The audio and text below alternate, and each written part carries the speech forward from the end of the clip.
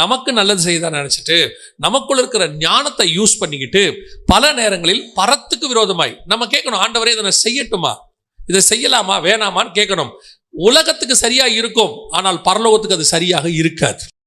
உலக பிரகாரமாக அது தப்பாவே இருக்காது, ஆனால் பல நேரங்களிலே அது நம்மை பொறுத்த வரைக்கும் சரியாக இருக்கும், உலகத்தை பொறுத்த வரைக்கும் சரியாக இருக்கும், பரத்தை பொறுத்த வரைக்கும் அது தப்பாக இருக்கும். இந்த தான் போய் முதல்ல ஆண்டவர்கிட்ட கேட்கணும், நான் செய்யறது சரியா. நாம இதுல கான்சன்ட்ரேட் பண்ணவே மாட்டோம்.